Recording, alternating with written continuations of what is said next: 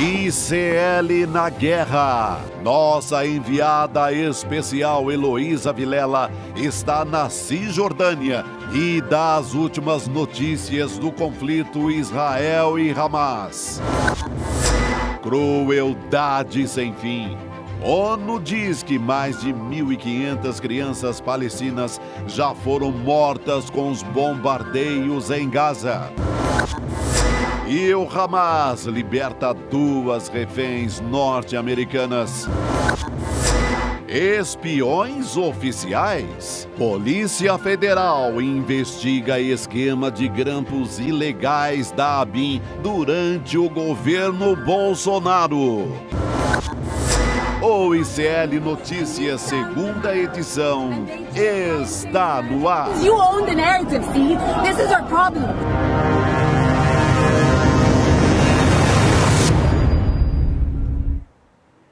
Olá, boa noite. Hoje é sexta-feira, dia 20 de outubro de 2023. ICL Notícias, segunda edição, está no ar. E você que vem com a gente nos canais do Instituto Conhecimento Liberta, Eduardo Moreira no YouTube, seja muito bem-vindo, seja muito bem-vinda. Hoje, Chico Pinheiro levou, graças a Deus, a sexta-feira muito a sério, porque ele está de folga. Eu estou aqui na companhia de um Chico só, mas mais que o suficiente, né? Chico Sá, grande Chico Sá. Boa noite, querido. Solidão dos Chicos aqui. E boa noite também para o nosso querido Rodrigo Viana, né, gente? Boa noite, a responsabilidade. Que luxo. Essa cadeira aqui tava quente, porque é a cadeira do Chico Pinheiro. Então eu vou tentar. Eu vou tentar fazer jus à cadeira do nosso querido Chico Pinheiro. Conheço o Chico com CH, né? O Chico Sá também conheço há uns 35 anos. Sim, colegas de redação, quando havia redação. Quando havia redação de jornal naquela época. Mas vocês lembram dessa época, né? Existia jornal, nossa. Mas um abraço pro Chico, graças a Deus, é sexta-feira e ele tá de folga. Um abraço para o nosso querido Chico, demais. que está muito bem representado aqui e muito bem-vindo, né? Porque o Rodrigo Viana está com a gente pela primeira vez hoje, então, estreando no ICL Notícias, segunda edição. Muito bom ter você com a gente. O cara tá bem na camisa do time do... Se tá. Vamos falar sobre o que vai ter hoje, gente. Ao longo do programa, a gente vai falar, claro, sobre a guerra entre Israel, Hamas e também os palestinos. A Heloísa Vilela, nossa correspondente querida, está em Jerusalém e vai tratar sobre tudo que ela viu durante o dia, muita apuração, muita reportagem in loco com a Elo. Também a gente vai ter, ao longo do programa, o professor Michel German conversando com a gente para destrinchar e atualizar todas essas informações com muita análise. E também a gente vai falar sobre Brasil com o deputado pastor Henrique Vieira, também grande convidado aqui hoje ao longo do programa. A gente também deve falar sobre a investigação, mais uma vez, daquele foguete que deixou um hospital, né, em chamas, que bombardeou um hospital. Mais uma investigação, parece que agora uma investigação mostrando de que partiu de Israel. Há mais, então, mais uma vertente, vamos dizer assim, dessa investigação. Mas uma peça importante, né? Porque isso a gente vai somando ali. Veio a matéria foi importantíssima, né? Bem técnica e tal. E esse é mais um dado importante que vai somando. Agora um estudo de uma universidade inglesa, né? A gente vai falar daqui a pouquinho sobre isso. Os israelenses tentando jogar para o lado dos palestinos, da Jihad Islâmica, e vários indícios de que deve ter sido um ataque israelense. Daqui a pouco a gente vai voltar, né, a esse tema e também aos temas do Brasil, não é isso, Gabi? Porque isso, exatamente. Essa investigação, essa ação de hoje da Polícia Federal, fortíssima, né? Uma rede de arapongagem que todo mundo desconfiava que existia e que tem a ver com Israel, hein? Porque foram comprar o equipamento lá em Israel, a família, enfim. E uma compra meio macabra, né? Meio suspeita, porque não teve o que deve ter, que é licitação. Ou Perfeito, seja, escolheram e pronto. Uhum. Exatamente. E que não surpreende, né, gente? Mas vamos começar analisando o cenário que a gente tem agora entre Israel, Hamas e os palestinos, Rodrigo, para começar? Então, eu estou muito ansioso para conversar com a Heloísa Vilela, que está lá em campo. Ela passou o dia hoje na Cisjordânia e à noite se recolheu em Jerusalém Oriental. Exatamente. Então, daqui a pouquinho nós vamos falar com a Heloísa Vilela para ter as impressões realmente de quem está lá. Ela conversou com muita gente, enfim, moradores ali da Cisjordânia, palestinos, jornalistas. Então, daqui a pouco nós vamos conversar com a Heloísa Vilela. Eu queria antes aqui dar uma passada no cenário político, geopolítico. Então, eu vou aqui para o nosso telão. Estou acostumado a fazer isso de manhã, viu, Chico? Aqui a configuração é diferente. Eu sou seu fã lá de manhã.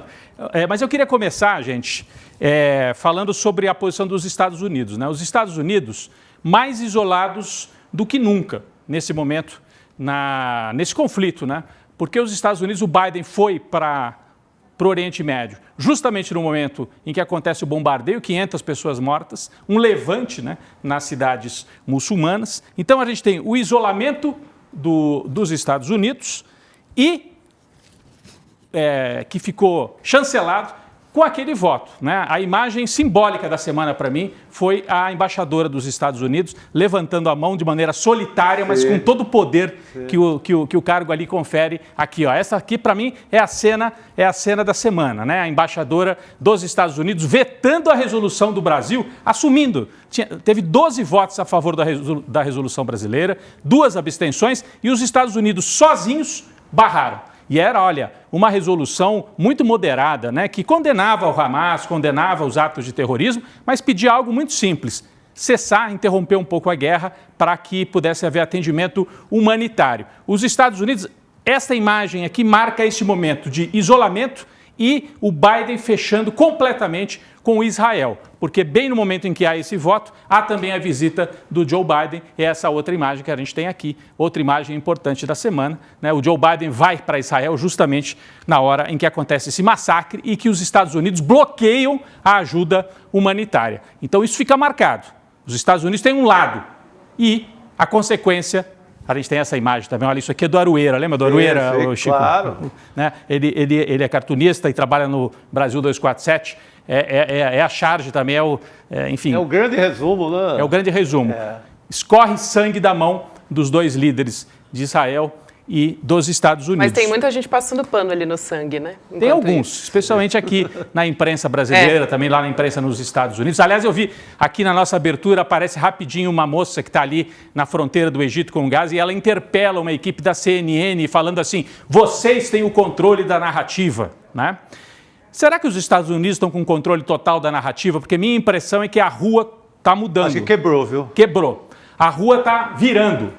E a gente percebe isso pela movimentação nas ruas, tanto do Ocidente, mas principalmente do mundo islâmico, né? A gente tem muitas imagens aqui de hoje, várias imagens das rebeliões populares que estão acontecendo em vários países aqui do Oriente, lá do Oriente Médio, né? Você tem, vamos ver se roda aqui, ó, pela ordem, essa aqui é do Paquistão, muita gente na rua com as bandeiras da Palestina. É uma espécie de um levante realmente popular, demonstrando o apoio à criação do Estado palestino e stop, né? Parem com o genocídio dos muçulmanos, parem de matar os muçulmanos, isso é muito forte. No Egito, pelo que eu vi durante o dia nas redes, a manifestação mais forte foi do Egito, que é o país que está ali colado, né? Que está ali na fronteira. Muita gente. E que tem um governo que até tem um certo diálogo, ou tinha, né, um certo diálogo com os Estados Unidos e com Israel. Muita gente nas ruas de Cairo, no Egito. Aqui o Catar, que é onde fica a Al Jazeera, né? É a sede da televisão Al Jazeera, um país riquíssimo e muita gente na rua. E aqui o Iêmen, também com manifestações massivas, é um levante das ruas. E isso aprofunda o isolamento dos Estados Unidos. O Biden, quando foi para o Oriente Médio, pretendia também se encontrar com os líderes árabes. Ninguém quis encontrar com ele. Ele ficou com aperto de mão solitário com o Netanyahu. Então, você tem... É isso aqui, ó, é o símbolo do que aconteceu esta semana. Bom, do ponto de vista político, geopolítico, é isso, um deslocamento. O mundo árabe, uma parte do mundo árabe, do mundo islâmico em geral, porque nem todo muçulmano é árabe, né? Os turcos são muçulmanos e não são árabes, são turcos, né? Que é outra coisa. Mas há um deslocamento. Então, uma parte desses países que até tinha diálogo com os Estados Unidos está indo para o outro lado. Essa é a leitura política. Do ponto de vista militar, o que a gente observa é que o Hamas, na faixa de Gaza, está cercado, não tem como ganhar militarmente e não tem como ganhar de Israel. O poderio de Israel é muitas e muitas e muitas vezes maior do que do Hamas. Então, do ponto de vista militar, não tem como o Hamas ganhar. Mas a minha pergunta é, do ponto de vista político, tem como Israel ganhar, sair vencedor desse quadro em que nós estamos? Né? Porque a imagem de massacre, de covardia, de abuso do poder está crescendo nas capitais europeias, nos Estados Unidos, manifestações inclusive de grupos de judeus nos Estados Unidos, e não são judeus ortodoxos, não, judeus liberais, progressistas, dizendo, parem, chega de guerra. Então, a gente tem, nesse momento, Israel numa situação difícil politicamente, tem o apoio dos Estados Unidos e militarmente não tem dúvida que eles têm muito mais força. E a extrema-direita israelense, mesmo se sentindo isolada, dobra a aposta.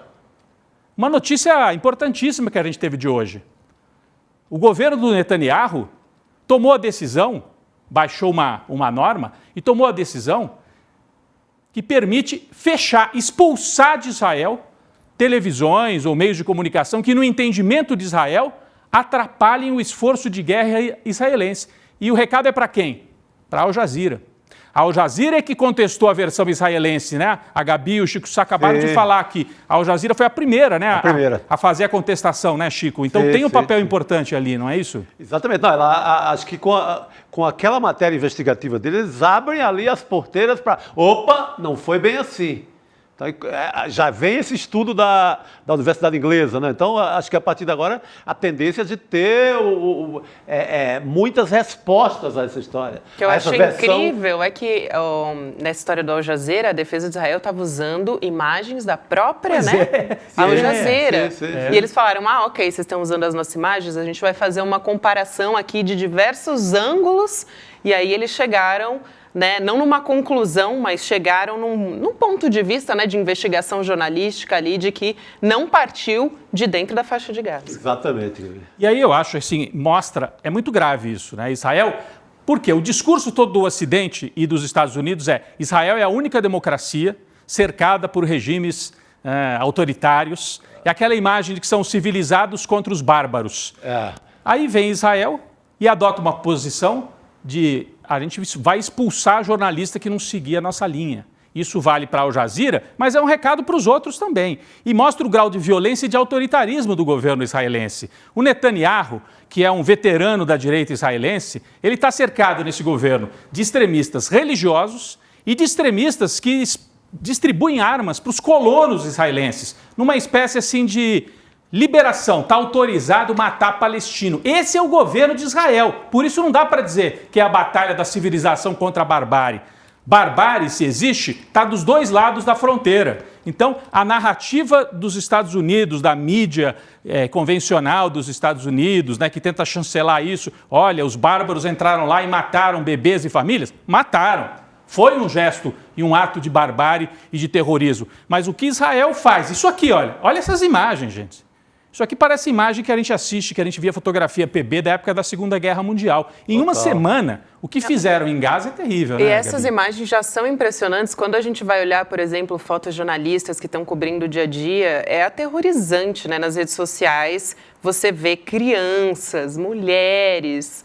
toda a população de Gaza, as imagens, assim, eu até estou evitando realmente assistir esses vídeos na internet, porque elas são muito fortes, muito pesado, fortes. né? Não tem como assistir e não ficar despedaçado. Pois é.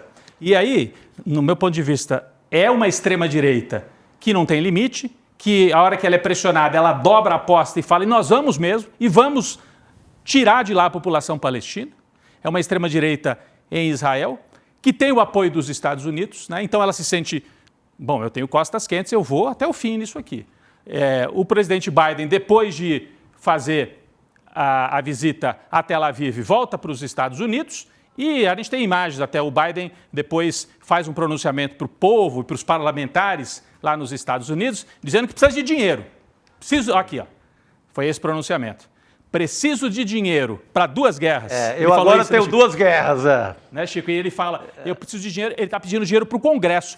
Agora, é um momento de fragilidade política, porque os Estados Unidos não tem nem presidente da Câmara dos Representantes, né? Nem um mísero Arthur Lira eles têm. Eles não conseguem eleger o Arthur Lira deles, não é isso? Exatamente. Então, o Biden fez esse pronunciamento pedindo dinheiro e fez questão de citar a Ucrânia também, Gabi, porque ele quis mandar o recado. É a guerra de Israel, mas não esquecemos ainda da guerra da Ucrânia. Esse é o cenário nos Estados Unidos e sinais, né, por todos os lados, de uma extrema-direita que dobra a aposta, uma extrema-direita que topa a guerra, topa a destruição e que não é aquela direita tradicional que rosna, mas depois recua. A gente tem todos os sinais de que é uma extrema-direita é uma direita de outro tipo, extremista. É o Bolsonaro assim, o bolsonarismo. É o Netanyahu assim lá nos Estados Unidos, o Netanyahu em Israel, o meu ato falho, né? O Netanyahu em Israel. Sim. E o que nos preocupa demais, o Brasil se livrou da reeleição de Bolsonaro, mas o nosso vizinho, a Argentina, domingo tem eleição, primeiro turno da eleição presidencial, e o favorito na eleição presidencial argentina é um candidato desse time, não do time do Biden exatamente, esse aqui, ó, Javier Milei, que ele tem esse perfil meio de roqueiro, mas na verdade é um extremista que uma parte da imprensa vende como um libertário. Na verdade, não é um libertário, é um extremista de direita e que está mobilizando uma juventude que não acredita na política, um discurso antipolítica. A gente sabe bem como é que é isso. Dizendo assim, essa casta política, como se ele não fosse um político. E o que ele é? Um político que finge não ser. A gente conhece isso aqui. O Collor ganhou a eleição assim aqui no Brasil, o Bolsonaro ganhou a eleição assim. Todo candidato que faz de conta que não é político para ganhar a eleição termina em tragédia. Ele está em primeiro lugar nas pesquisas, lá na Argentina. De 10 pesquisas, em 9 ele está em primeiro lugar. Tem uma pesquisa só que tem o Sérgio Massa, que é o candidato peronista, que aparece um pouco na frente. Você tem 3 candidatos ali, né? O Milei, olha que figura. E ele fala palavrão, e ele xinga o tempo todo, e a juventude acha graça, né? Uma parte dos eleitores. Eu jamais imaginava que a Argentina ia passar por isso. Assim. O Brasil é um cenário que cabe um cara desse. Tanto que coube o Bolsonaro perfeitamente. Então, mas a Argentina, por conta da formação política, toda aquela história, mas foi para o espaço. Né? Foi para o vinagre. Foi para o vinagre. Então tá aqui, ó, o Javier Milei, domingo, primeiro turno. Só para deixar claro, né? Na Argentina não precisa ter 50% mais um, como aqui no Brasil. Se tiver 45% no primeiro turno, ganha. Ou se tiver 40% e o segundo tiver 10 pontos abaixo, ou seja, abaixo de 30, também leva. Então, se o Milei tiver 40 e o segundo colocado 30 ou 29,5, ele já se elege no primeiro turno. Tudo leva a crer que não, que vai para um segundo turno, provavelmente esse candidato, Javier Milei, que tem o apoio do bolsonarismo, e o filho do Bolsonaro está dizendo que vai para lá no dia para ficar no bunker de campanha deles. Então, é para mostrar que essa extrema-direita está conectada no mundo, né? A extrema-direita israelense, brasileira e também argentina. Olha aí. Presença ilustre. Do Bolsonaro, né? O Milei, esse aqui, eu não sei quem que é. É o chileno esse aqui? É o que foi candidato no Chile, o Cast, se não me engano. Sim. Não tenho certeza, mas enfim. E o Eduardo Bolsonaro está anunciando que estará lá ao lado do Milei no domingo. É para a gente ficar muito atento nesse fim de semana. Né? Meu Deus do céu. É isso. Juízo, argentinos. Juízo. E lembrando também que o Eduardo Bolsonaro é um dos grandes responsáveis ali da família Bolsonaro por fazer essas ligações, né, com diversos líderes de extrema-direita ao redor do mundo, né? Fez aqui na América Latina, foi para os Estados Unidos, quer dizer, ele realmente é o articulador dessa história. Daqui a pouquinho, gente, só para lembrar para quem está acompanhando a gente vai falar muito sobre a Polícia Federal investigando esse uso ilegal da ABIN, né, a Agência Brasileira de Inteligência, sob o comando do ex-presidente Jair Bolsonaro para monitorar advogados, políticos, juízes, inimigos, né, do ex-presidente Bolsonaro. A gente vai conversar também com o professor Michel German a respeito do conflito e também com o deputado pastor Henrique Vieira, que vai estar com a gente aqui no estúdio daqui a pouquinho para a gente falar de tudo isso. Estava monitorando também o chat aqui, Rodrigo, enquanto você estava falando, e muita gente, assim, o pessoal está muito feliz que você está aqui, tá? Que bom. Então... o José Leonel dizendo, muito bom ver o Rodrigo Viana no ICL Notícias 2 também, excelente. Fernando Dias também, falando que você está fazendo hora extra, mas aqui hoje ele não estava no nenhum, né, gente? Ele está só com a gente. Eu ia só dar essa explicação muito rápida, que não é o objetivo aqui, é a notícia, né? Mas de segunda a quinta eu trabalho no primeira edição, de manhã, e às sextas-feiras, quando vocês deixarem, eu estaria aqui. Garoto, não, será chamado. Porta escancarada, né, Chico Sá? Convidadíssimo, por favor, honra. Mas todo mundo aqui, fazendo muitos elogios a você por aqui. E também a Elo, né? Porque a gente comentou que a Heloísa Vilela vem conversar com a gente. A Fátima disse: estou acompanhando o Diário de Guerra da Heloísa Vilela, uma atuação corajosa, reflexão necessária. Tem no site do slnoticias.com.br. E quem conversa com a gente agora é justamente ela, Heloísa Vilela, que está em Jerusalém. Hoje ela viajou, inclusive, até Ramallah, na Cisjordânia.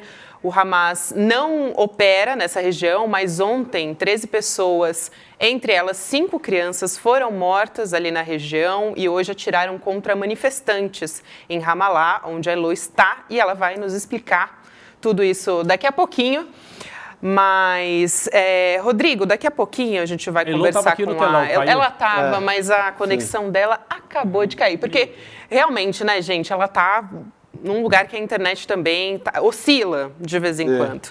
Então, daqui a pouquinho a Elo aparece aqui com a gente, ela já está de prontidão, vai reconectar, tá? Fica tranquilo e vai contar como é que foi o dia dela. Não, Gabi, eu ia só para deixar assim, a Heloísa, aqui está o mapa no telão, né? Estava o mapa. A Heloísa, ela passou o dia, como você explicou, em Ramallah, na Cisjordânia. A gente fala em Ramallah, parece que é lá longe, mas é tudo muito pertinho. Daqui a pouco ela vai explicar para a gente. Tudo, ali é Alagoas, Sergipe, o tamanho é esse, da dimensão, para ter ideia da dimensão no, né? Mapa do Brasil. Então daqui a pouco ela vai entrar ao vivo e agora, nesse momento, ela está em Jerusalém, já é noite, é avançada já ali em Jerusalém, e ela vai conversar com a gente ao vivo de Jerusalém. Olá, é muito importante. Ah lá. Chegou. Chegou, Heloísa. Vamos lá, vai lá, Gabi. Boa noite, pessoal. Aí, Elo, sua internet tinha caído, né, querida? Boa noite para você. A gente estava contando aqui como é que foi o seu dia, né, para você começar contando. Você viajou até Ramallah hoje, enfim, explicar, né, para a nossa audiência que o Hamas não está operando na região onde você está agora. Como é que está o clima por aí? Enfim, tudo que você viu por aí hoje, como é que foi?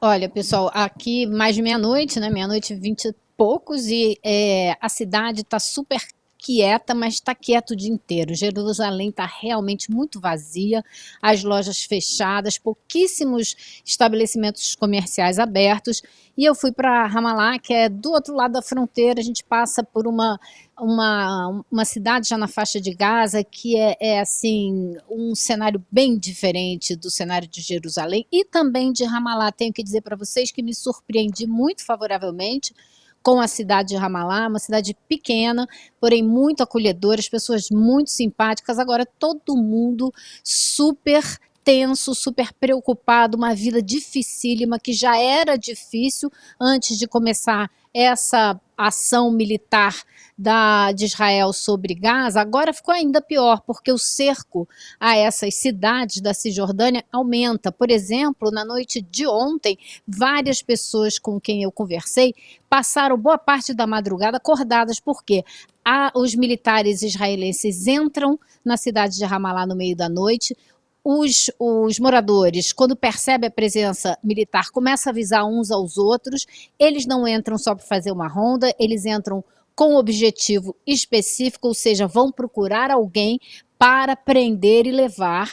Eu ouvi também relatos de pessoas que estão com muito medo, não conseguem nem conversar com a gente, porque postagens na internet já têm sido suficientes para gerar uma visita indesejada dos militares israelenses, que levam as pessoas para a cadeia na maior tranquilidade, como, né, se houvesse algum crime em você fazer uma postagem na internet, nas suas mídias sociais. Então a situação assim é para lá de tensa. E eu vi relatos absurdos. Um dono de um café estava me contando que ele tem a esposa dele é filha de europeus, e ela foi para a Europa com a filha mais nova, de 13 anos, porque eles chegaram à conclusão que lá ela poderia estudar, teria a possibilidade de um futuro, né, Gabi? Vocês estavam falando aí de mais de 1.500 crianças mortas.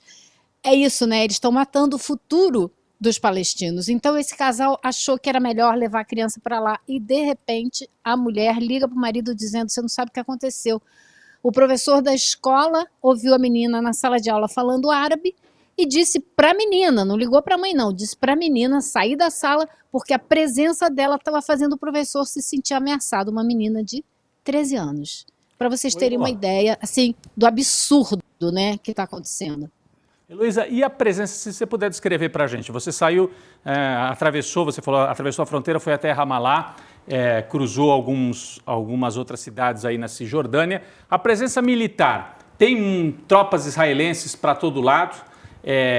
Você teve que passar por algum controle militar? Quer dizer, o Estado de Israel controla o acesso de Jerusalém para a Cisjordânia, né? A gente entrevistou outro dia aqui no ICL um brasileiro que estava morando aí, que contou isso para a gente. Mas como que é isso? A presença militar, o que você sentiu na rua entre Jerusalém e Ramallah e se teve que passar por esse tipo de controle?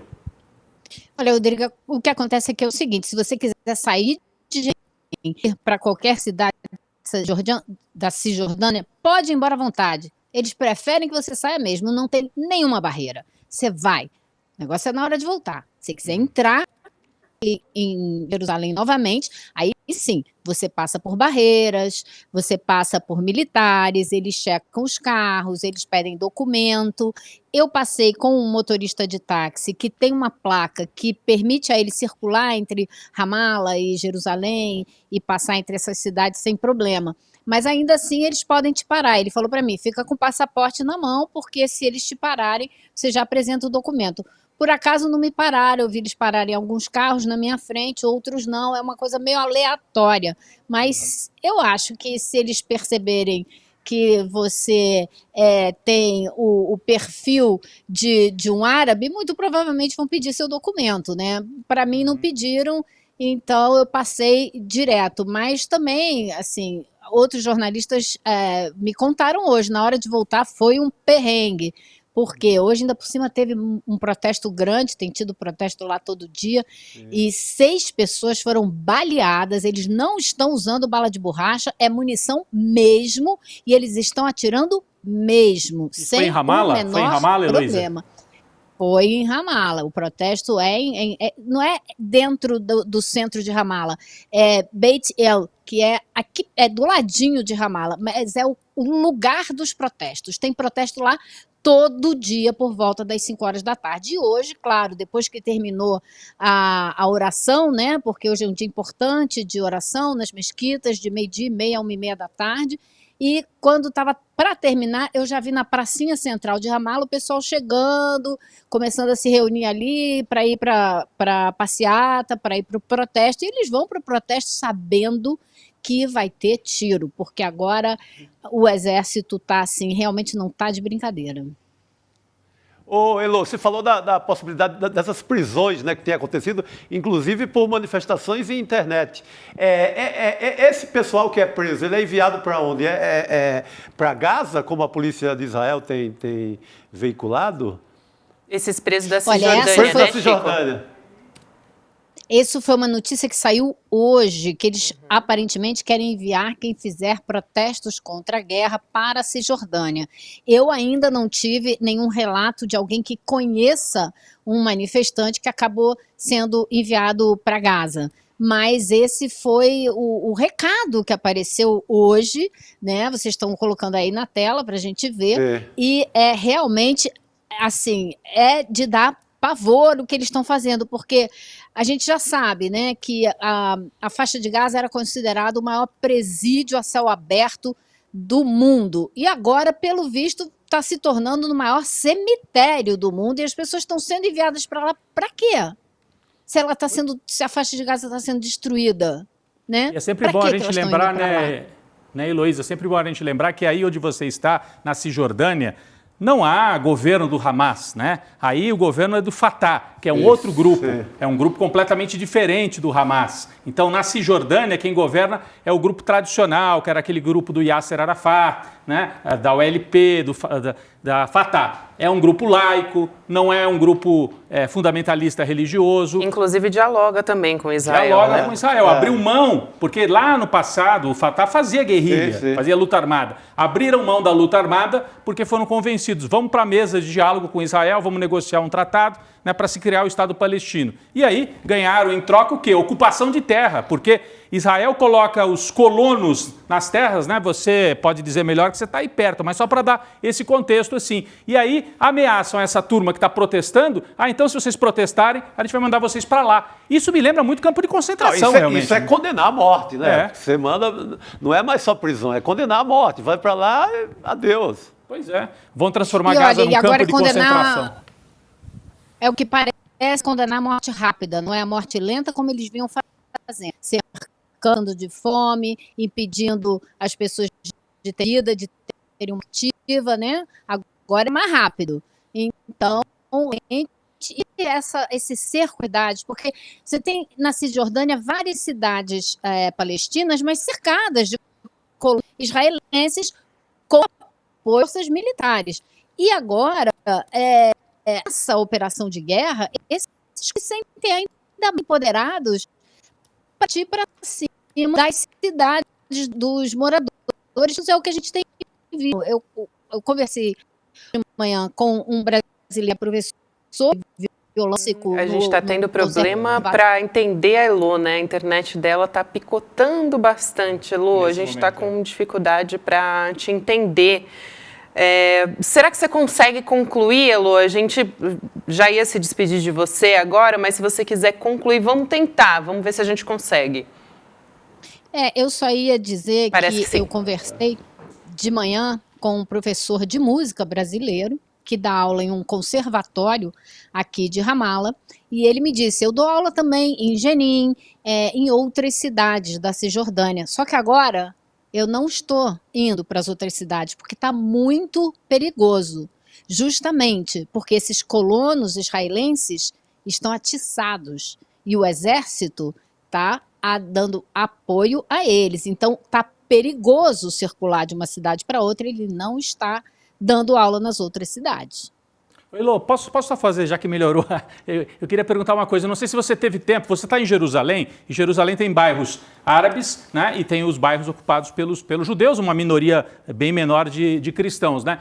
Agora, você conseguiu circular nas áreas de ocupação judaica, israelense? Porque a gente trouxe uma notícia logo aqui na abertura de que o Estado de Israel está anunciando que vai expulsar jornalistas de empresas que coloquem em xeque o discurso de guerra de Israel.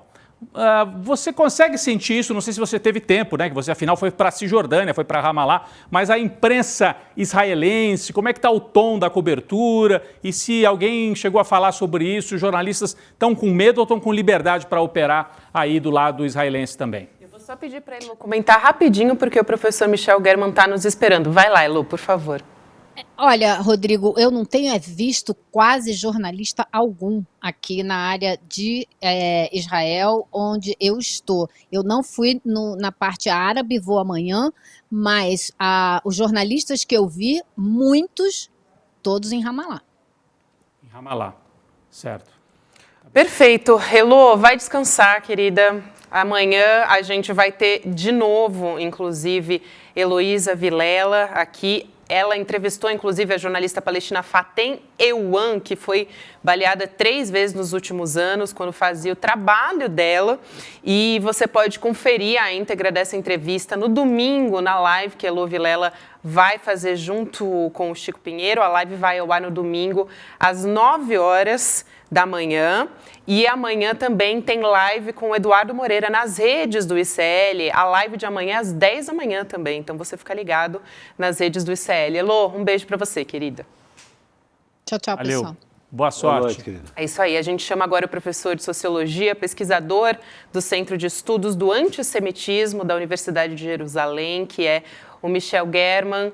Professor, muito obrigada por aceitar nosso convite. Eu já quero introduzir aqui a nossa conversa, se o senhor me permite, porque um porta-voz do Hamas afirmou que libertou nessa sexta 2 mulheres que estavam entre aqueles mais de 200 reféns do grupo. O governo de Israel confirmou essas libertações, as primeiras, inclusive, desde o início da guerra entre o Hamas e os israelenses. E as reféns que foram liberadas são a Judite e a Natália Hanan, que são de Chicago. Elas estavam visitando parentes ali no kibbutz de Nahal Oz, em Israel, quando elas foram sequestradas e levadas para Gaza. Então, para a gente entender, né, se foi uma primeira sinalização, o que foi esse movimento, mais uma vez, muito boa noite para você, professor. Oi, boa noite a todos, boa noite a todos. Eu estou aqui confirmando realmente as duas das sequestradas que estavam passando férias. Eu só não tenho certeza que foram as que vieram, se foram as que vieram de Chicago ou as que estavam já em Israel recebendo as que vieram de Chicago. Isso não está claro aqui, mas enfim, pouco importa. O que importa é que elas estão libertas, estão já dentro de Israel, indo para o centro de Israel dela. A família delas está esperando, tem dupla nacionalidade e estadunidense. Então, essas as informações. Agora, o Hamas está dando dados, não é? Eu acho que isso que é importante localizar. O Hamas está com um número de dados e a gente está calculando 200, a grande A gente está com dificuldade de entender o seu áudio, professor. Acho que a sua internet talvez esteja oscilando um pouquinho. Eu vou pedir só para você conversar com a produção para fazer esse ajuste. Não sei se é a internet ou se é o áudio, a gente já retoma essa conversa. De qualquer forma, né, vamos falar a respeito disso. Porque eu acho que é importante o lado humanitário, né, 2 pessoas que estavam lá, que eram reféns, vão conseguir voltar para casa, então é um alívio para 2, né? Mas há mais de 100. Agora, o que eu queria entender do... 203 pessoas reféns.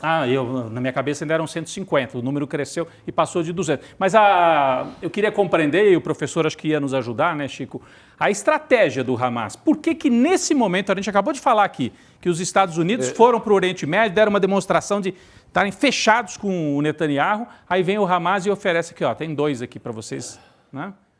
Vamos tentar agora entender, ouvir o professor. Por favor, professor. Vê se está melhor agora. Melhorou ou não? Parece que sim. Melhorou, professor. Aqui a internet está perfeita. Na verdade, eu acho que aqui começa uma jogada do Hamas, né, em relação justamente ao Biden, né? E aqui é importante, quer dizer, eu ainda não... a gente está vendo...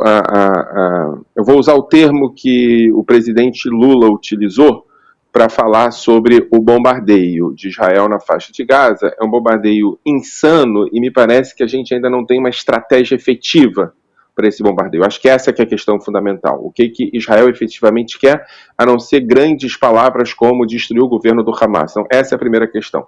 Sobre o ataque de Hamas no dia 7 de outubro, eu ainda não descobri um nome para descrever, porque não é exatamente um ataque de terror, né? É um pouco mais do que isso. É um ataque que é localizado em lugares efetivamente civis, e os sequestrados são, em grande maioria, quer dizer, calcula-se que cerca de 20 são militares, mas os 183 restantes, eles não só são civis, como são civis, a maioria mulheres, muitas crianças, e crianças com deficiência. Então tem alguns elementos aqui que transformam esse ataque em outra coisa que eu ainda não tenho um nome para descrever. E aí esse início dessa libertação tem a ver com 2 questões. A primeira questão é uma resposta a Biden, não só uma resposta a Biden ao apoio que Biden deu para os Estados Unidos, mas a construção que Biden está fazendo de que o Hamas é um segundo Daesh, né? O Daesh, o Estado Islâmico, que produziu uma imagem de barbárie, né? E aí, nesse sentido, o ataque do dia 7 de outubro foi um ataque de barbárie, né?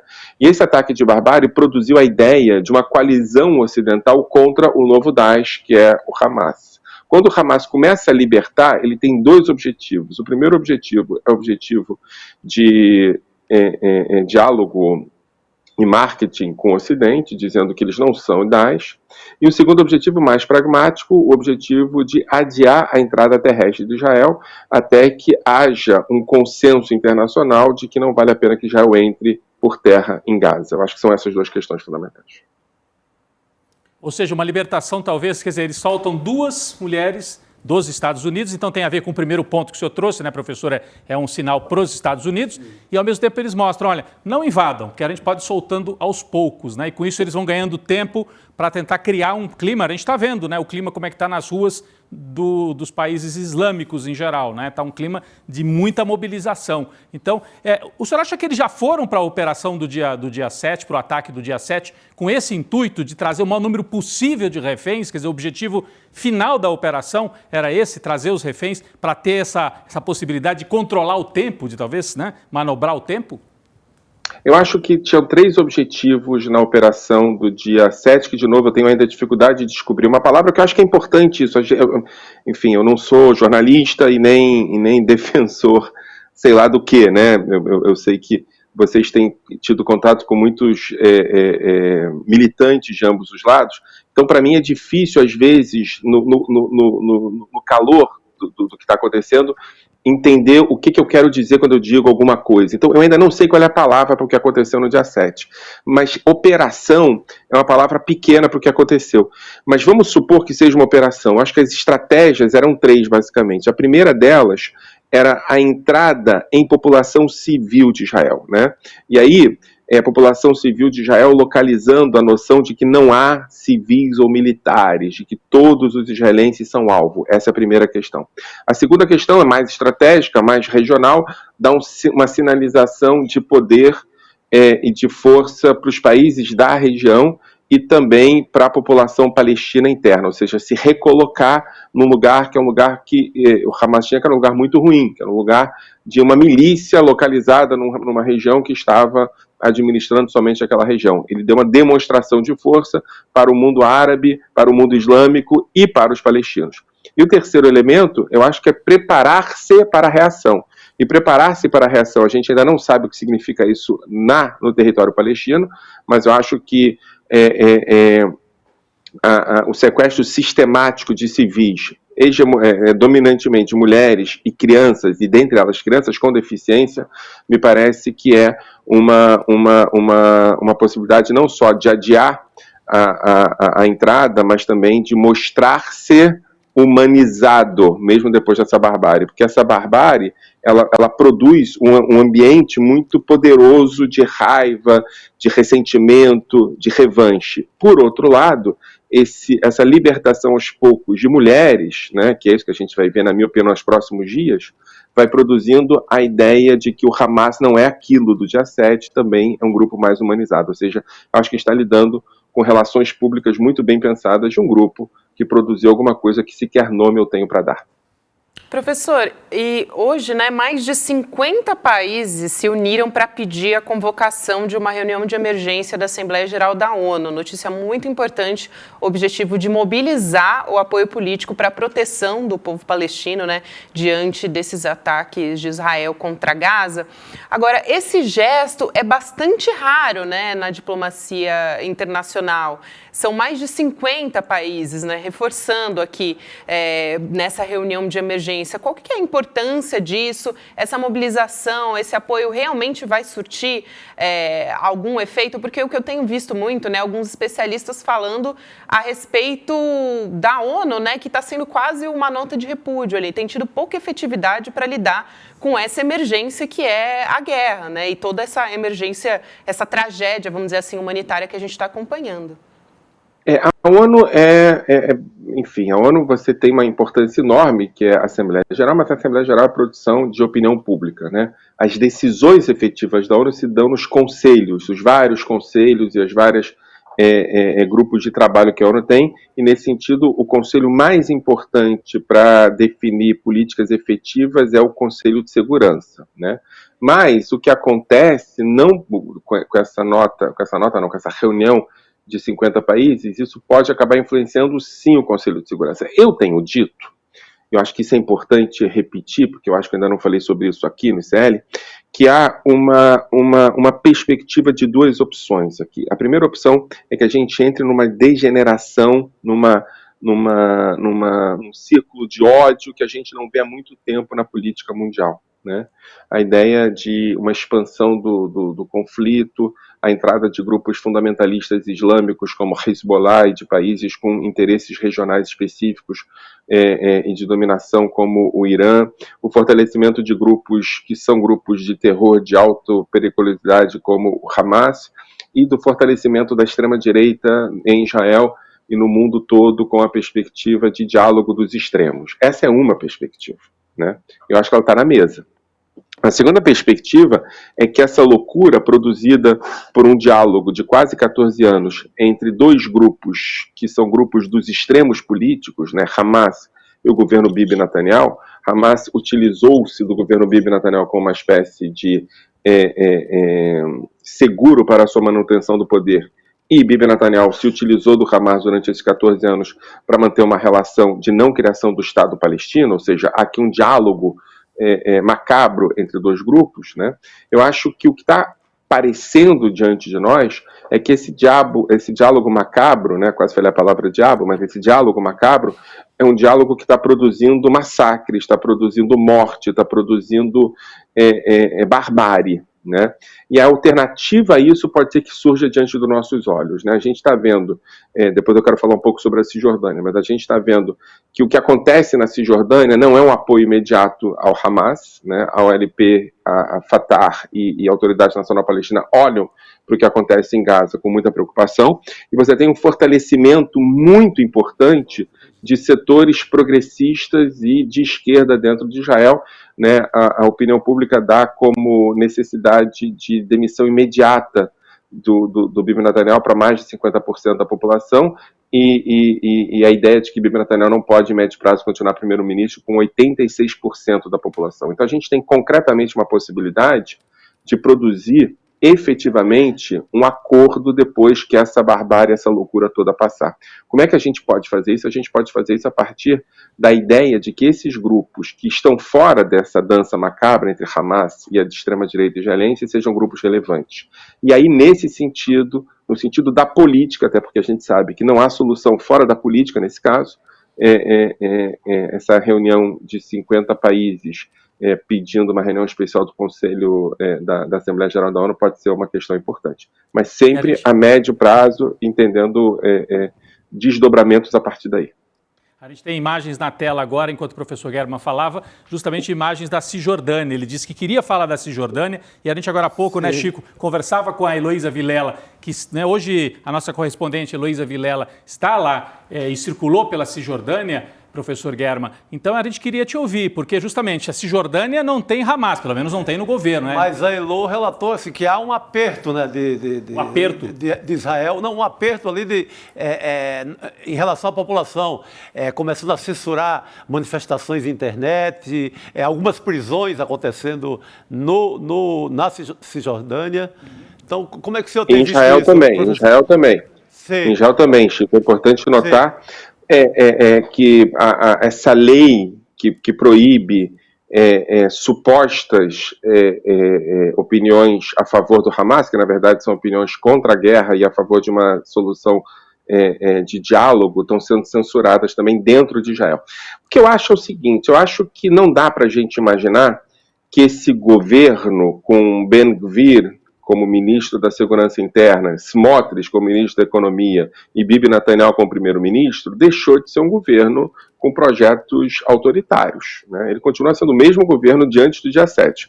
Israel foi vítima de uma barbárie que, de novo, eu não consigo ainda localizar o nome para dizer o que aconteceu, porque eu acho que a ideia de ato de terror é uma ideia muito viciada. Quando a gente fala sobre ato de terror, a gente tende a diminuir, tende a pensar em uso político do terror. O que aconteceu foi uma barbárie talvez sem precedentes em termos de ataque deliberado à população civil, né?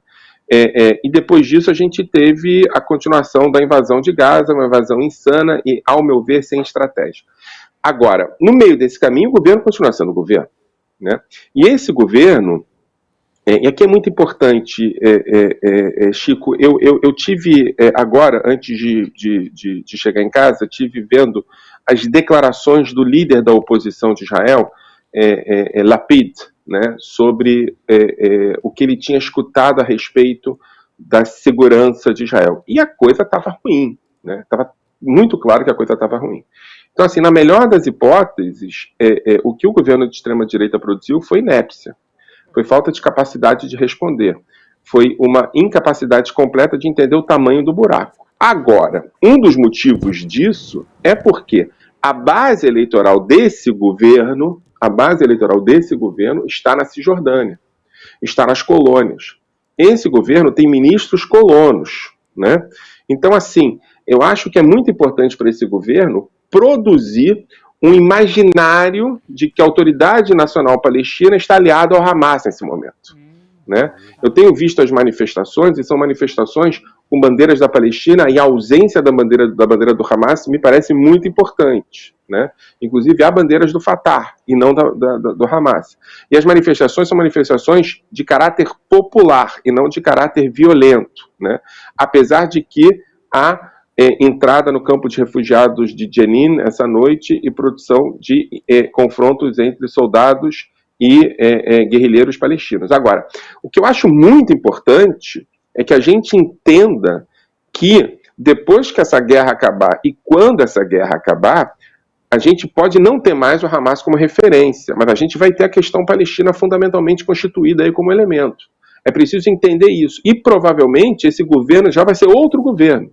Então é muito importante a gente não achar que a questão palestina é o Hamas, né? O que está acontecendo tem que ser resolvido imediatamente, a gente tem que decidir qual solução pacífica a gente vai ter, a gente tem que interromper e dar condições humanitárias para o que está acontecendo em Gaza, enquanto o Hamas não é a questão palestina. Eu sei que é difícil a gente falar sobre isso no momento em que está todo mundo falando sobre guerra, olhando o que está acontecendo na faixa de Gaza.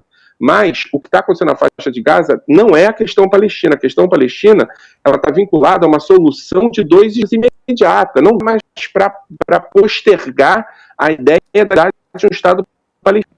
E um Estado palestino, com esse governo de Israel que está aí, não tem condições. Então, assim, apesar de estar sobre adiar a queda de Bibi Netanyahu, eu acho que o que está acontecendo hoje na Cisjordânia tem a ver com uma perspectiva política de políticos do governo israelense que querem mostrar que a Cisjordânia é igual a Gaza. Não é. A gente tem um grupo bárbaro, um grupo sem condições de negociação política e que demonstrou que é capaz de fazer as piores coisas em termos de direitos humanos para mostrar-se politicamente ativo. Essa situação não é a situação da Cisjordânia. A Autoridade Nacional Palestina negocia com Israel, tem representação em Israel. Entretanto, há setores desse governo que querem jogar a criança junto com a água. O que eu quero dizer é o seguinte, é muito importante entender que apesar de tudo que está acontecendo em Gaza, não é uma perspectiva sobre a causa palestina, o que está acontecendo por lá. É o final de uma história trágica entre a extrema-direita e um grupo terrorista. Esse é um papo. O outro papo que a gente tem que tratar com muito cuidado é o que está acontecendo agora na Cisjordânia e o que acontecia antes da guerra. Esse governo não mudou. Esse governo continua tendo os mesmos interesses. E um dos interesses é inviabilizar a questão do Estado palestino ao lado de Israel. E essa questão é fundamental ser resolvida agora. É isso, muito então, bem, professor. Muito obrigada, professor Michel German. Só aqui para dar certinho, né, o crédito do professor. O professor Michel German é professor de Sociologia, pesquisador do Centro de Estudos do Antissemitismo da Universidade de Jerusalém. Sempre um prazer ter o senhor aqui com a gente. Muito obrigada. Até uma Obrigado. Próxima. Em dias melhores nos encontramos e eu queria um dia conversar com vocês sobre antissemitismo e islamofobia, que é uma outra questão que me preocupa muito agora. Maravilha, com certeza. Professor. Vamos marcar esse O professor tem também. insistido sempre assim, Israel não é a extrema-direita desse governo e o Hamas não é a Palestina. Assim, ele tem sido bastante pedagógico assim, em rede social, para deixar bastante quase claro. Chato, né, Chico? Quase chato. Não, importantíssimo. E foi importante porque quando o senhor falou que queria falar da Cisjordânia, eu não entendi que tinha essa sofisticação. Quer dizer, é a Cisjordânia, a produção que o governo de extrema-direita quer fazer do que seja a Cisjordânia para ele, para o que interessa ao governo israelense de extrema-direita, dizer a Cisjordânia é quase a mesma coisa, né? Querer unificar tudo, e não é assim, né? A gente viu, inclusive eu também estava prestando atenção nas imagens da rua, né? Não tem bandeira na Cisjordânia, nas manifestações de rua, não apareceu bandeira do Hamas, não apareceu. Não, e é uma área onde o Hamas é muito minoritário em relação ao Fatah, que é quem governa. Mas há esse detalhe de fazer questão que não apareça, que né? não apareça, talvez tenha uma deliberação importante. Bom, é isso, Gabi. Obrigado, gente. Boa noite, bom final de semana. Por dia melhores. Abraço. Valeu, obrigado. Obrigada, professor. É isso que a gente espera. Vamos trazer um pouco aqui a nossa discussão para o Brasil, porque a gente tem coisas bastante graves também, né? Uma operação da Polícia Federal, adiantei esse assunto mais cedo, prendeu hoje 2 agentes da ABIN, Agência Brasileira de Inteligência, e realizou 25 mandados de busca e apreensão. Eles estavam envolvidos no uso ilegal de um sistema de monitoramento via celulares, né? O First Mile, que foi usado mais de 30 mil vezes durante o governo Bolsonaro. Foram monitorados de forma ilegal políticos, jornalistas, advogados, inclusive membros do Supremo Tribunal Federal também. Foi afastado o número 3 da ABIN, que é o Paulo Maurício Fortunato. No endereço ligado a ele foram encontrados $170 mil em espécie, gente. E um dos alvos da operação foi o Caio César dos Santos Cruz, filho do general Santos Cruz, olha só, que foi ministro-chefe da Secretaria de Governo da Presidência de Bolsonaro. Vocês acompanharam, né, gente? Rodrigo, Chico Sá, essa operação, lembrando, daqui a pouco vai estar aqui com a gente também o pastor Henrique Vieira, a gente vai poder ouvi-lo também a respeito disso. Mas é bastante grave você ter ali o ex-presidente Bolsonaro. Um filho de um general que se diz moderado. Lá dentro da história. Então, isso complica tanto o que a gente ouviu do próprio general pai ao longo desses... O general dava opinião sobre tudo nas TVs brasileiras, né? O Santos Cruz, só para a gente lembrar, um personagem que era aliado do bolsonarismo e foi dos primeiríssimos que rompeu com o bolsonarismo. E agora aparece o filho dele envolvido com esse esquema da compra desse equipamento, que é bom só a gente frisar, já falamos, mas vamos falar de novo. O equipamento foi comprado naquela fase do governo Temer, pouquinho antes de começar o governo Bolsonaro, quando os militares já estavam, né, crescendo as asinhas. Foi comprado ali em 2018. Esse aí é o filho do Santos Cruz que está na tela, é o filho do general Santos Cruz. Então a gente ainda tem que compreender bem, ainda não apareceram nos bastidores dessa operação, o que o filho do Santos Cruz teve a ver exatamente com a compra desse equipamento e de que maneira que o equipamento comprado no governo, ainda durante o governo Temer, é depois incorporado à ABIN. Você lembra que se falava da ABIN paralela, né, Chico? Sim. O Gustavo Bebiano, poderoso no primeiro momento do governo Bolsonaro, ele era secretário da Presidência da República, né? Assim, papel chave no governo, muito ligado à família Bolsonaro. Ele diz, depois que rompe, que o Carluxo, o Carlos Bolsonaro, tinha uma ideia, quase uma ideia fixa, né? Uma obsessão de formar uma ABIN paralela. Ou seja, para ter um serviço quase particular de controle total de informação do governo. Ouvia adversário, ou seja, era o grampo do gabinete do ódio, digamos assim. O gabinete do ódio, que era um núcleo dentro do Palácio do Planalto para fazer toda e qualquer tipo de maldade, fake news e etc., e perseguições, tinha essa obsessão de ter sua própria ABIN. Imagina, esses caras te ouvindo o tempo todo, ouvindo inclusive os petistas durante a eleição, porque eles ouviram, eles estavam na cola também dos comitês eleitorais do PT durante a eleição. Meu Deus do céu. O Bebiano está aí na tela, né? Esse que está na tela. Lembrando que o Gustavo Bebiano foi um assessor muito próximo, como o Chico descreveu, rompeu. Ele deu uma entrevista, ele dá uma entrevista, acho que para o Roda Viva, né, aqui em São Paulo, em que ele fala que vai ao Bolsonaro e fala, presidente, aí já é demais. Já não basta o gabinete do ódio, agora vai querer fazer uma ABIN paralela, isso vai terminar em impeachment. Não terminou, porque a gente sabe que o Bolsonaro controlava a Procuradoria-Geral da República, tinha todos os esquemas do Congresso para barrar qualquer tentativa de investigação desses esquemas paralelos. Mas então ele estava sabendo, foi construído, e esse equipamento é um equipamento que permitia, inclusive equipamento israelense, né? Um equipamento que permitia você monitorar a localização de centenas, milhares de pessoas, na verdade, e algumas pessoas estavam dizendo que permitia, inclusive, você pode abrir o microfone do celular e ouvir o que as pessoas estão conversando. Né? Imagina, sei lá, vamos a uma situação hipotética, mas bem possível. O Lula chega de São Paulo em Brasília, ele estava morando aqui porque não era presidente ainda. Ele chega, você tem lá, você abre esse aparelho, você tem onde o Lula esteve. E com quem? Porque o outro telefone também está sendo grampeado. Então você sabe exatamente com quem ele está conversando, as reuniões privadas. Então é importante dizer, eu acho que finalmente, o Guilherme Amado também foi muito nessa linha hoje, na sua coluna, acho que finalmente se chegou à alma do governo Bolsonaro. O que é o governo Bolsonaro? Que é aquela coisa com todas as características de uma ditadura. Nesse sentido, nas escutas, nas perseguições. Eu acho que a gente chegou na coisa mais grave do bolsonarismo. Tá, teve a roubalheira das joias, um bocado de roubalheira, coisa sem licitação, patifaria sem fim. Mas eu acho que agora, teve o golpismo, claro, com essa história da ABIN, eu acho que a gente está ali na alma do bolsonarismo, finalmente. Acho que é a parte mais perigosa, eu acho que é a parte que mais vai implicar para o Bolsonaro, se é que precisa mais, né? Mas eu acho que chegou no o que foi o governo Bolsonaro. Isso.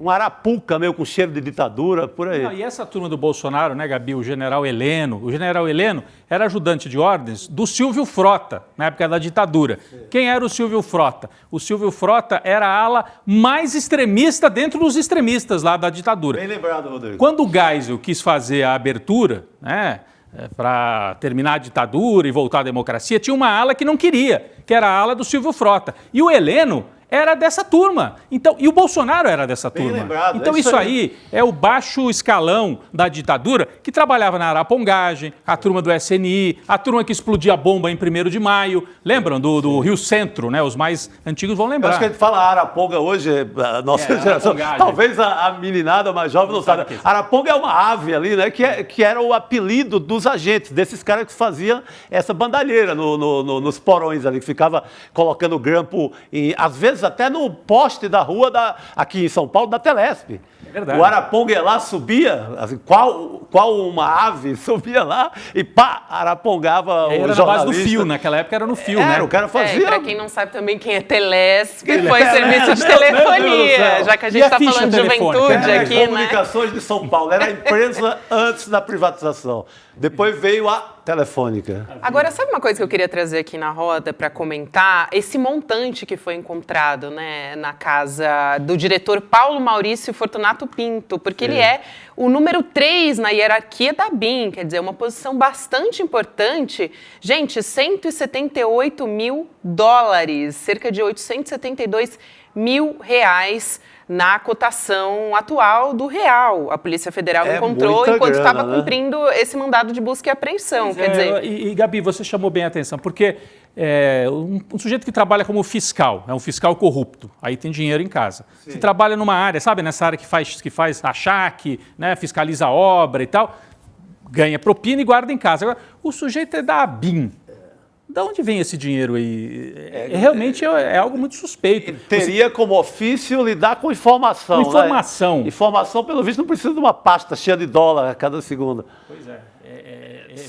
Se ele vai comprar alguma coisa para o governo, é licitação ou está errado? Então, essa pasta de dólares aí é quase 1 milhão. Quem é que tem 1 milhão de reais guardado em casa, né? E é um funcionário, não é que ele é um ex, ele estava na ativa, né? Como número 3, e estava mantido. Isso que chama atenção também, como o governo Lula está todo infiltrado, não conseguiram fazer essa limpeza até agora, já passou quase 1 ano. E não aprenderam com o que aconteceu no GSI, né? No dia 8, a gente viu que ficou a milicada toda, agora já tem mais esse outro. E se brincar, vai ser no governo inteiro, a tomar por isso. Acho que não tiveram cuidado para fazer um pente fino para valer. E aí outro ponto também importante que foi levantado, que é esse first mile, né? Ele só pode ser usado pela Polícia Federal, pela Polícia Judiciária, perdão, e pelo Ministério Público, né? Quer dizer, com ordem judicial, não é uma coisa assim, para as pessoas entenderem o que a gente está falando, né? Que foram esses 30 mil usos ilegais de um sistema que foi feito por esses servidores da ABIN. E aí ocorreu esse uso irregular da ferramenta. E em março, inclusive, isso gerou questionamento interno dentro da ABIN, né? Que teve que abrir um procedimento interno para investigar o caso e agora vem à tona aí com essa... operação da Polícia Federal. Vou só me corrigir, né? O pessoal da produção faz... É um detalhe, mas é um detalhe importante. O Paulo Maurício Fortunato é esse funcionário da ABIN. o dinheiro foi encontrado não exatamente na casa dele, num endereço ligado a ele. A gente tem que entender melhor o que é isso. Se é um escritório, se é de algum parente, de algum testa de ferro. Isso ainda não tá tão claro assim. Então não era exatamente... De qualquer forma, precisa ser investigado, né? Precisa ser investigado. É isso. É importantíssimo. E tem esse caso aí da ferramenta que foi utilizada, que também 30 mil é muita coisa, né, gente? É muita coisa. Exatamente. E assim, para mim, conecta, né, com assim, você tem as parcerias desse submundo, aí tem a arte explicando. Vamos explicar melhor essa arte? Deixa eu ficar aqui, próximo aqui do telão, que ajuda, né, a gente ver. O caso ABIN, entenda a ferramenta, nós estamos falando de uma ferramenta de monitoramento, né, que é isso que eles trouxeram de Israel aqui para o Brasil, monitoramento de celulares. Não era propriamente para escuta, tá, gente? Porque as pessoas falam, é para escutar todo mundo, para fazer grampo e tal. Não era necessariamente para grampo. A ferramenta, tá aqui, olha, é de uma empresa... E é a empresa israelense, por isso a gente falou no começo do programa, né? Empresa israelense. A First Mile identifica a localização de aparelhos por redes 3G. Eles compraram meio já desatualizado. Até vai 4G ali, pega 4G. Mal, mas vai até no 4G. Mas não permite a localização. Então, se você está com o seu aparelho aqui, um empresário, vai se encontrar com um político, você consegue saber se ele entrou na casa, se não entrou na casa, se foi no restaurante, né? Porque isso pelas antenas e pela localização. Comprou a ferramenta. A ABIN adquiriu a ferramenta First Mile por 5,7 milhões de reais em 2018, portanto, no último ano do governo Temer ainda, antes da vitória do Bolsonaro. Ela foi utilizada pela ABIN durante o governo Bolsonaro até meados de 2018. Não está muito claro se depois eles continuaram ou não a utilizar partes, pelo menos, desse sistema. Aqui, como é que funcionava, né? Como é que funcionava? Bastava digitar o número de um celular no programa, então você quer saber onde está o empresário X naquele dia. Você digita o número do celular no programa. O sinal é capturado pela antena de transmissão e enviado para a ABIN. O sistema oferecia um acesso ao histórico de deslocamentos e até alertas em tempo real de movimentações de um determinado alvo. Então, se você queria acompanhar o empresário, um político, uma liderança, você colocava ele na lista de prioridades e o deslocamento dele emitia um sinal sonoro e isso permitia você saber exatamente onde é que estava aquele alvo. Então, a gente tem aqui exatamente como é que funcionava o sistema importado, né, trazido de Israel. Gabi, é importante a gente olhar para isso aqui, ainda que tenha sido antes do governo Bolsonaro, mas deixar claro que isso foi utilizado bastante e que, como disse aqui o Chico Sá, a família Bolsonaro, o Carluxo em especial, tinha uma obsessão por criar esse sistema de informação. Ele, além de organizar o chamado gabinete do ódio, trabalhava o tempo todo com essa história de sistema de informações, que é um pouco da origem da família Bolsonaro, da estrutura militar que estava em torno do Bolsonaro. Está aí o Carluxo, que muita gente vê como um personagem folclórico, mas ele não é folclórico. Ele teve um papel fundamental na montagem das redes de ódio e das redes de mentira e de fake news que ajudaram a eleger o Bolsonaro em 2018. Depois não teve fôlego em 2022, porque aí enfrentou o Lula e já estava com um desgaste grande. Mas ele tem um papel central nisso. Não foi ele que comprou o sistema, mas provavelmente articulou para que ele fosse utilizado durante também o governo Bolsonaro. Esse sistema, inclusive, foi adquirido lá na época da intervenção federal da área de segurança do Rio de Janeiro, então no governo Temer, né? E a justificativa era combater o crime organizado. E aí o uso mais amplo realmente dessa ferramenta aconteceu mesmo na gestão do delegado Alexandre Ramagem, que foi quando ele estava no comando da ABIN, né, que foi justamente no governo do ex-presidente Jair Bolsonaro. E aí a investigação da Polícia Federal mostrando que boa parte desses monitoramentos dessas pessoas aconteceu em Brasília e que aqueles que estavam sendo realizados no Rio de Janeiro não tiveram relação direta com alvos do crime organizado. Ou seja, não faz muito sentido, né? Não, tem que lembrar que você tem lá o Braga Neto como interventor. Isso. Então, é um governo que ele tem... O governo Temer é um governo, uns chamam de transição, mas é um governo que torna assim, evidente o golpe e ele tem continuidade no governo Bolsonaro. Fica muita gente, tem uma transição ali muito amigável. Sim. Tem um namoro ali, tem uma continuação. referendada pelas urnas, evidentemente, é democrático a eleição do Bolsonaro, mas fica muita gente no governo do puxadinho golpista do Temer, fica muita gente lá dentro. Principalmente da ala militar, e lembrando que quando o bicho pegou pro lado do Bolsonaro, ele foi pedir ajuda pro Temer, depois daquele 7 de setembro em que ele disse que ia fazer acontecer, e teve ameaça de que o Supremo ia para cima dele, ele pede arrego e vai pedir ajuda, lembra, pro Temer ajudar. Só uma informação rapidinho, Gabi, que tem a ver com isso que a gente estava falando. O nosso Guga Noblar manda a informação, sempre atento. Obrigado, Guga. Ele passa a seguinte informação. Eles usaram, sim, o sistema de espionagem nas eleições de 2020, portanto, na eleição de meio de mandato do Bolsonaro, na eleição de prefeitos, na eleição municipal. E tem uma investigação sobre gente de fora da ABIN que pode ter usado. Quem será? Deixa aqui a pergunta o Guga, provavelmente com um bastidor do que ele já conseguiu apurar junto às fontes lá de Brasília. Obrigado, Guga, pela informação aqui pra gente. Perfeito. Vamos chamar para se juntar, né, aqui junto com a gente na bancada, o deputado pastor Henrique Vieira, aqui junto com a gente. Um prazer receber ele aqui. Obrigada, deputado, por aceitar nosso convite. Uma honra, né, pra gente. Bacana, a nossa mesa redonda, né? Hoje completa, gente. Deputado, é um prazer falar com o senhor. A gente estava falando aqui discutindo a respeito da BIM. Acho que a gente pode conversar essa conversa justamente ouvindo o deputado a respeito disso, porque isso acontece, esses servidores, essas pessoas que estão sendo investigadas justamente e alvo dessas buscas da PF durante o governo Bolsonaro. Quer dizer, como disse Chico Sá agora há pouco, esse é um indício muito forte de como o Bolsonaro está envolvido nessa história, né? Perfeito, boa noite, é um prazer estar aqui com vocês. Mais um exemplo de um governo flagrantemente autoritário, antidemocrático, golpista. É o modo de funcionamento. Utilizar as instituições para perseguir adversários políticos, monitorar os seus movimentos, fazer captações ilegais e clandestinas. Ou seja, é estranho dizer, mas não chega a ser uma novidade.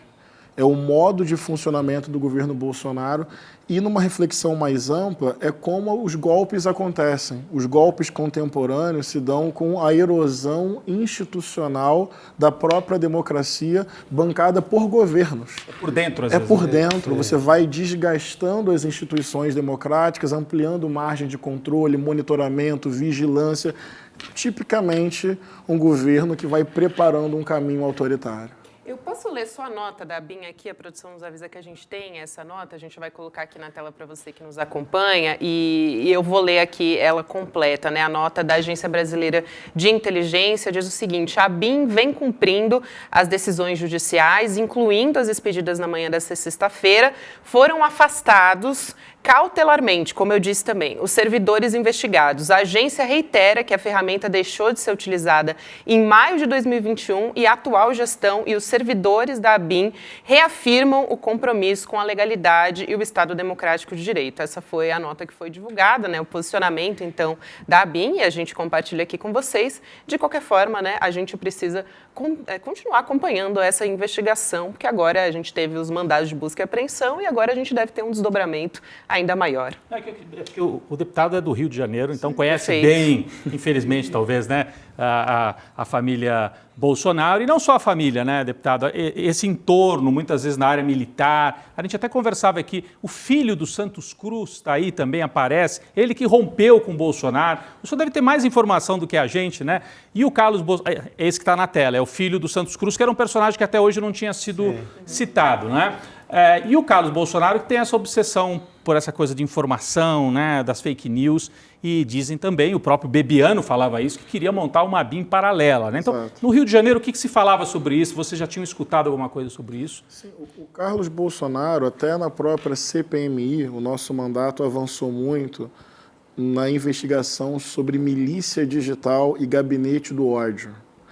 E o Carlos Bolsonaro é uma figura central para entender isso. Porque o bolsonarismo se alimentar do ódio, nós sabemos. Só que milícia digital, gabinete do ódio, é a institucionalização desse modelo de perseguição política, de desinformação, de ataque às instituições democráticas e discurso de ódio. O Bolsonaro montou uma estrutura com dinheiro público e assessores no Palácio do Planalto, no Senado, na Câmara, e o Carlos Bolsonaro do Rio de Janeiro, indo à sua pergunta, é o grande, ao que tudo indica, arquiteto desse conjunto de desinformação e milícia digital. Então é triste, assim. O Rio de Janeiro tem coisas belíssimas, viu, gente? Não é só isso. Nossa, com certeza. Mas, infelizmente, o núcleo desse militarismo golpista e dessa milicialização da política e das redes sociais tem um núcleo carioca, infelizmente. O Carlos Bolsonaro, o Carluxo, ele despachava no Planalto. Um vereador do Rio de Janeiro, mas com assento ao lado do pai no Planalto, assim, sem cargo em Brasília, mas com a ação dele era permanente lá. Exato. Pela ligação com o gabinete do ódio, né? Exatamente, o gabinete do ódio. Agora, a gente já sabia que ele tinha que ele tinha montado essa estrutura para espalhar mentira, para disseminar ou mentiras ou meia-verdade, né? Ele misturava verdade com mentira, né? Essa desinformação. Agora, a gente fica sabendo que, além disso, existia uma estrutura paralela realmente. O senhor acredita que esse equipamento era utilizado de forma paralela? Havia uma estrutura assim que trabalhava de maneira orgânica para alimentar o Jair Bolsonaro, o presidente? Não me surpreende. Tudo que nós investigamos na CPMI, eu não vejo limite ético ali. Não tem por que eles não terem feito isso. Porque não tem compromisso com legalidade, Constituição. Tinha ali uma lógica de perseguição a adversários políticos, por um lado, erosão da democracia por dentro das instituições e utilização das redes sociais para desinformação, fake news e mobilização do afeto, do ódio. Gente, para uma pessoa pegar uma bomba, colocar num carro e quase explodir perto de um aeroporto, tem um caminho para isso acontecer, para você mobilizar esse afeto de massas. Eles sabem disso, eles trabalharam em cima dessa mobilização o tempo inteiro. Deputado, eu queria aproveitar que o senhor entrou nessa história da CPMI do 8 de janeiro justamente para perguntar sobre isso, né? Porque é a primeira vez que a gente está tendo uma sugestão, né, pela CPMI do indiciamento. Agora a gente vai esperar ver como é que a PGR vai reagir a isso. Mas de Jair Bolsonaro, a primeira vez, inédito que isso está acontecendo, mais 60 pessoas, militares, o que é muito importante também. Mas há também críticas, por exemplo, à responsabilidade do general G. Dias, né? Críticas em relação a isso. Então, queria ouvir o senhor a respeito disso e de como sai a base do governo depois dessa CPMI do 8 de janeiro, né? Porque, a princípio, o que se queria a oposição era criminalizar, né? Levar essa responsabilidade para o governo federal e, claro, ficou muito claro com o decorrer da CPMI que não foi nada disso, enfim. Mas tem essa ponderação que foi feita, então queria te ouvir a respeito disso. Eu acho que a base sai fortalecida nesse caso. Acho que a CPMI, com dificuldades, um jogo político difícil, a condução do presidente Arthur Maia não era exatamente tranquila. Então, não vou romantizar o nosso trabalho. Ele encontrou dificuldades e limitações. Inclusive de ouvir muita gente, sem né? dúvida. Militares, inclusive. Porque o próprio presidente é que tem a prerrogativa de colocar para votar. Então, não adianta você ter maioria para aprovar se não tem o objeto para votação. Então, a gente travou muito nisso. Mas, assim, também vou valorizar o que foi feito. Acho que a CPMI cumpriu um papel político-pedagógico importante, porque sai apenas do ambiente da investigação da PF e do STF e vem para uma arena pública. O general Heleno teve que falar publicamente, o Mauro Cid falou publicamente, Silvinei Vasquez, Anderson Torres. Isso tem uma função político-pedagógica para fortalecer uma tese fundamental. Não pode ter anistia. Não pode trabalhar como se fosse qualquer coisa. Senão, daqui a pouquinho, a extrema-direita se normatiza como uma força política legítima num jogo democrático. Não é. Ela é criminosa, na minha opinião. Sobre G. Dias, eu vou ser muito sincero com vocês. Acho que vocês acompanharam o meu trabalho. Eu procuro ser, assim, muito cuidadoso. Eu não enxerguei dolo. Você pode enxergar ali no GSI alguma ineficiência, algum erro de gestão. Isso é muito diferente de associação criminosa, tentativa de abolir o Estado democrático de direito, violência política e golpe de Estado. No G. Dias, eu realmente não vi dolo. A Elisiane fez um mapeamento que eu achei genial. Ela pegou todas as transições de FHC para cá. E o tempo de mudança de nomes dentro do GSI é em torno de um mês e meio, às vezes até mais. Ou seja, não tem uma mudança de padrão no G Dias. Não tem assim, nossa, ele não mudou a equipe inteira, como assim? Não, ninguém fez isso em todas as outras transições. E a tese de uma participação dolosa dele, pensa comigo. Bem, para os manifestantes, os vândalos, os golpistas chegarem até o Palácio do Planalto, isso contou com a omissão dolosa da PM do Distrito Federal. Exatamente. Ponto pacífico. Conduzida por Anderson Torres, ministro bolsonarista, secretário naquele momento. Pensa comigo, se o G Dias tinha algum dolo, olha só o que você teria que construir como narrativa. Ele teria que ser uma espécie de infiltrado em conluio com a cúpula da PM e com o Anderson Torres, senão não faria sentido a sua omissão, porque os manifestantes teriam que chegar até o Palácio do Planalto para ele também dolosamente falhar. Ou seja, não faz sentido acreditar, não há indício em lugar nenhum que G Dias entrou em contato com Anderson Torres e com a cúpula da PM, já sabendo que a PM falharia para então. Não dá. Eu acho que o G Dias pode ter erro de gestão. Postar exatamente naquela hora lá. Não é factível. Pode ter erro de gestão. Não tem dolo para tentativa de golpe de Estado no G Dias. Essa é a minha opinião. Eu não sei se vocês querem continuar no tema da CPMI, que tem muita coisa para falar.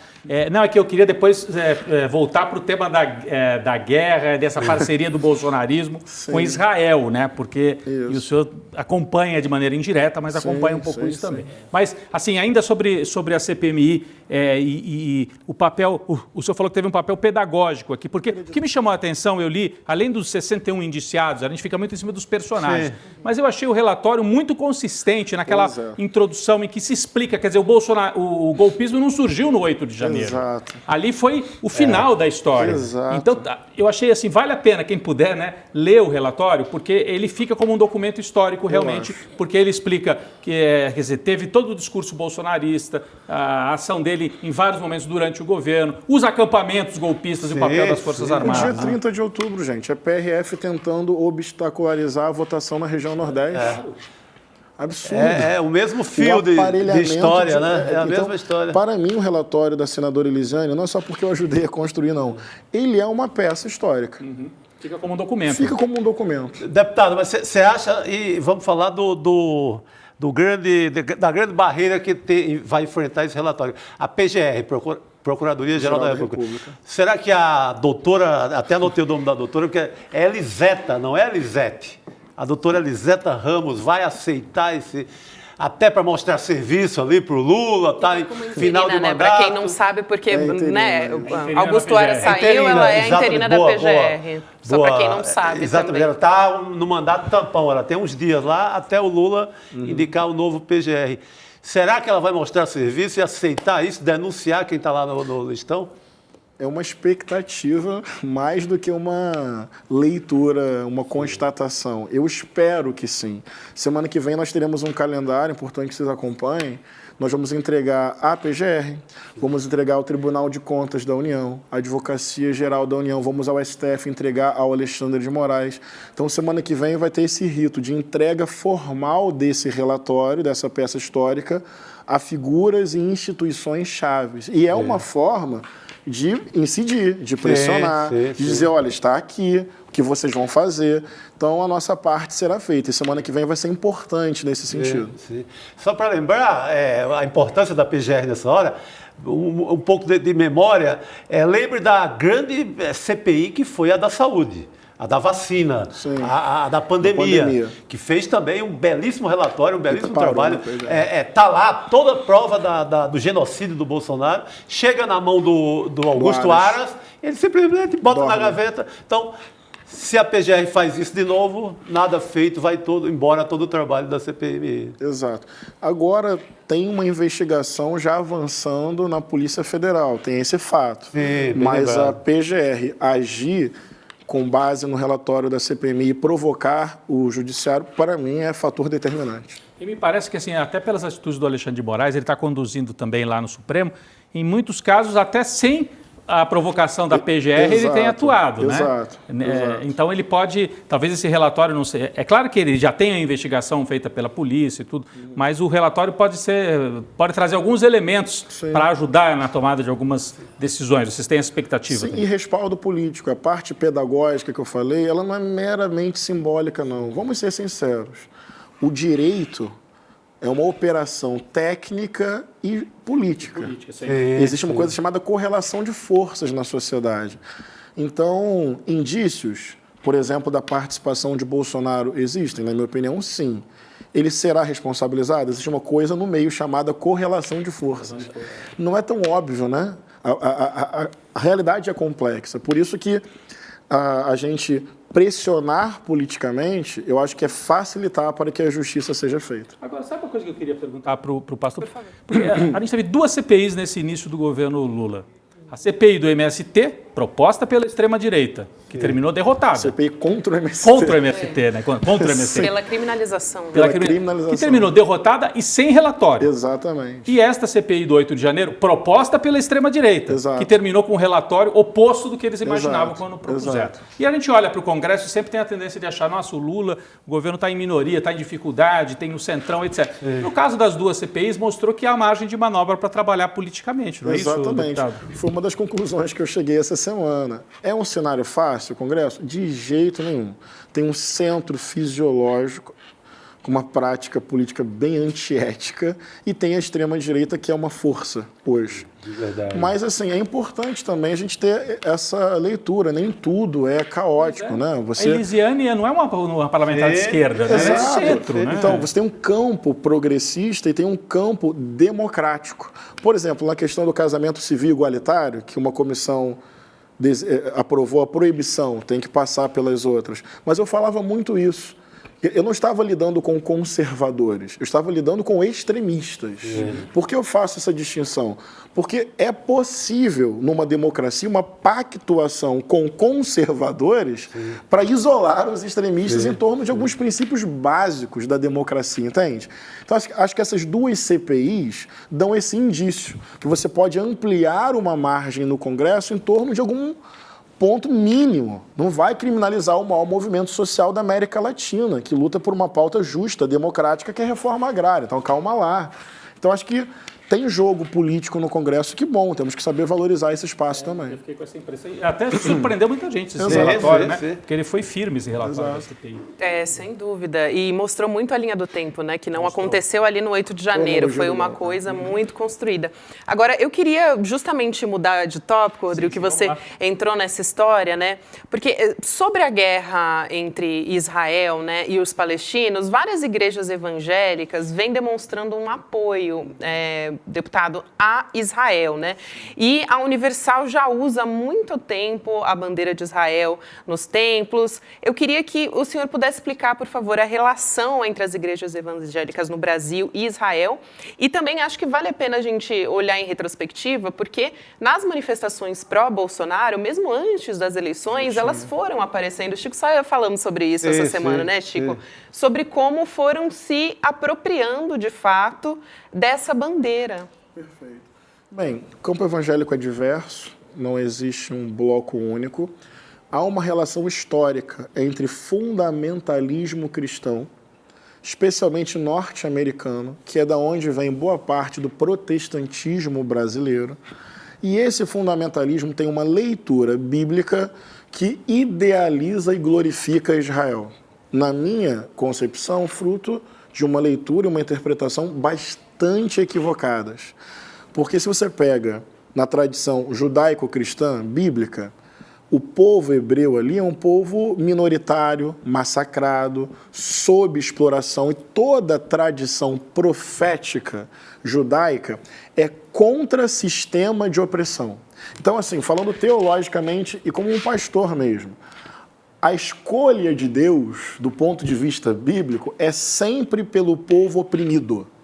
Não é um povo específico, em termos sanguíneos e genealógicos. Não importa o que esse povo faça, ele é escolhido. Pelo contrário, os profetas, na tradição judaico-cristã, especialmente judaica, criticam toda hora A lógica do Estado, do rei, da monarquia, da opressão sobre o pobre, a opressão sobre o estrangeiro. Na própria dinâmica bíblica, não há uma glorificação, a crítica a um Estado por ele ser supostamente eleito por Deus. Não é isso, mas é isso que é lido. Então, Israel é mitificada como algo eleito previamente por Deus e, consequentemente, sempre vítima de uma violência e, consequentemente, sempre certo. Quando eu acho que, do ponto de vista bíblico, em qualquer época histórica, o critério bíblico não é um povo A ou um povo B. Quem é o massacrado da vez? Entendi. Por isso que eu lancei o livro Jesus Negro, entende? Porque o semblante de Cristo no Brasil faz muito sentido dizer, é preto, é pobre, porque a escolha bíblica é a escolha pelo oprimido. Não é a escolha prévia, quase que metafísica, por um determinado povo e por um determinado Estado. E essa leitura gera uma série de equívocos, né? Porque você glorifica, inclusive, um massacre. Agora é difícil quebrar isso, quer dizer, se a pessoa já parte do princípio de que Israel é a luz. Totalmente. Que combate né, o mal. Que é o outro. E, aliás, o Netanyahu, outro dia, falou isso no discurso. Ele falou, aqui trata-se de uma luta entre crianças da luz e crianças da escuridão. Pois é. Como se só existisse humanidade de um dos lados, né? Exatamente. Para a população evangélica, é claro, a população, são muitos grupos, mas, de maneira geral, é difícil quebrar essa ideia. Mesmo que apareça a imagem, bombardeio sobre a Palestina, etc. Eles falam, não, mas Israel tem razão. É isso? É triste. Esse mecanismo, ele existe independente da dimensão religiosa. Mas quando ganha um contorno religioso fundamentalista, esse mecanismo fica ainda mais acentuado. Que mecanismo é esse? Que eu estou falando aqui como mecanismo? A produção subjetiva, imagética do inimigo a ser abatido. Todo massacre físico, ele é posterior a uma eliminação simbólica de um povo. Desumaniza, né? Eu poderia falar do Brasil. A cada 28 horas, um jovem negro é executado. Isso é massacre. Por que o país não para?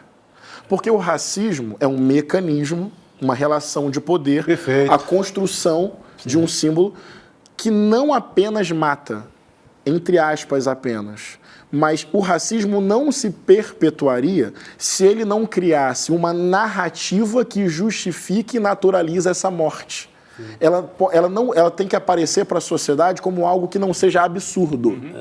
Então, o que eu quero chamar a atenção... O valor dessa vida é outro, né? Subhumanizado. Então, a imagem daquele corpo lá, massacrado, de um povo sob apartheid, que é o povo palestino, não vai comover. Porque já tem a construção da subhumanização desse povo e, consequentemente, uma licença subjetiva para o seu extermínio em nome de uma pureza, em nome de uma vitória, em nome de um heroísmo. Isso é impressionante. Eu recebo muito nas minhas redes sociais, assim, tentando argumentar, e entra alguém lá e fala, mas você está defendendo? Eles são terroristas. Eles são terroristas. Não tem negociação para eles. Até no caso do hospital vieram falar assim. Sim. Mas eles estavam lá, eles estão ali. Esse povo é tudo terrorista. Então já parte assim. É muito difícil quebrar essa barreira. Né? É um negócio realmente muito importante. Agora, para além do aspecto... Nós estamos falando aqui do aspecto religioso, de como é que as igrejas, algumas, principalmente a Igreja Universal, eu vi de perto isso quando eu trabalhei na TV Record, assim, é uma coisa impressionante, a parceria com Israel. Mas além das igrejas, o bolsonarismo não tinha nada de... No começo não era evangélico, o Bolsonaro era o Bolsonaro, a extrema-direita. Então tem uma parceria que é religiosa, mas é também da extrema-direita. Como é que é isso? Como é que a extrema-direita começa a levar a bandeira de Israel para o meio da rua? Como é que é? Eu concordo muito com a sua leitura aí. A extrema-direita, ela fez uma leitura e se apropriou desse fenômeno da fé evangélica. Se apropriou, obviamente, já falei aqui, falo sempre que tem disputas, diversidade e tal, mas tem um pragmatismo aí também, entendeu?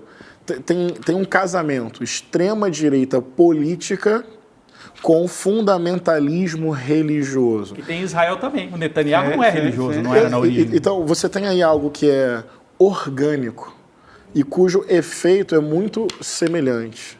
É essa visão bélica de sociedade com a construção permanente do mal a ser eliminado e diante do mal a ser eliminado, você suspende garantias individuais e coletivas, porque a segurança tem que ser afirmada por meio de um Estado forte, de um líder maior. Isso tem contorno político e tem contorno religioso fundamentalista. Eu lembro de Bolsonaro se batizando. Olha aí, Juro que não combinei com a equipe. Foi combinado, né? Foi um milagre. É que eles estão sempre ligados na nossa conversa. Isso é um jogo político.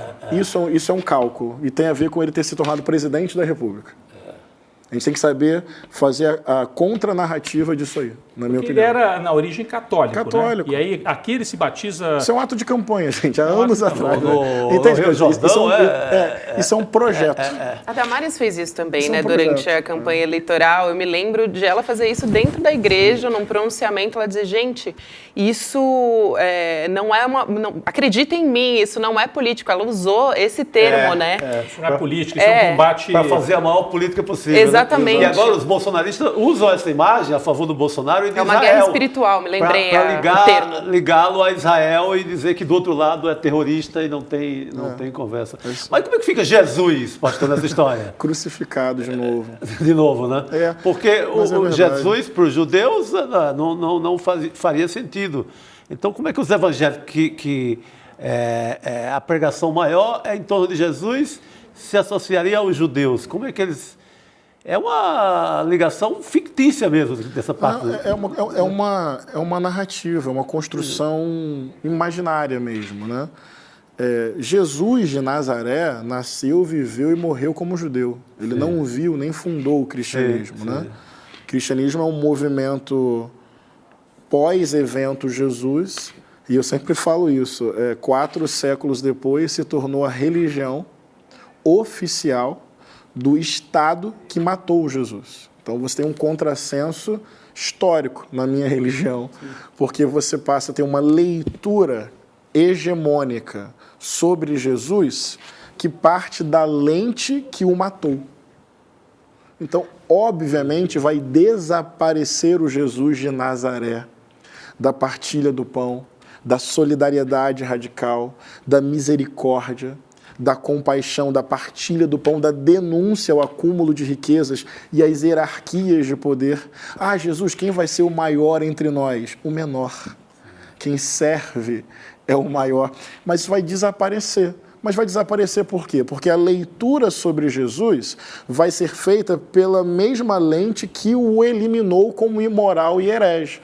Você vai montar uma doutrina que vai surgir o Jesus das cruzadas, da colonização, dos impérios, embranquecido epidérmica e ideologicamente, né? E aí, olha que curioso, passará a ser uma heresia retomar a origem do Evangelho. Pois é. Olha, para quem chegou agora, né, não estranhe não, nós temos um programa no ICL Notícias, não é um programa religioso, mas nós temos o prazer de conversar aqui com o deputado, que é o pastor Henrique. Sim, está e que ele é o deputado pastor ou o pastor deputado, a gente fica sempre essa dúvida, né? Eu queria trazer um pouco o olhar também para o nosso Brasil, porque a gente está falando de guerra. E eu vi uma declaração muito forte, até o nosso portal, iclnoticias.com.br, trouxe, ressaltou, né, essa história que foi o Rafael Vicente, enfim, que é genial, né? Ele postou nas redes sociais falando sobre as ações policiais, as mega operações que estão acontecendo no Rio de Janeiro.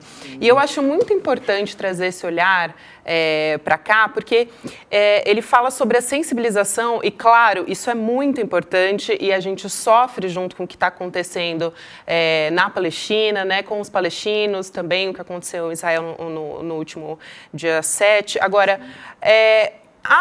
as repetidas operações, as mega operações que estão acontecendo, né, no Complexo da Maré, nas comunidades no Rio de Janeiro, e truculentas, né, abordagens bastante truculentas, escolas fechadas, não comovem, né? Então, eu acho que a gente poderia também trazer talvez um olhar para a nossa guerra particular aqui, né? Por que a gente não fala sobre isso, né? O Brasil parece que está em guerra há anos, né? E nesses últimos dias, principalmente, isso está acontecendo. Desde que anunciou-se, né, essas operações como uma maneira de, teoricamente, a gente sabe, né, guerra às drogas não funciona, mas teoricamente para ir contra o crime organizado no Rio de Janeiro, pastor e deputado.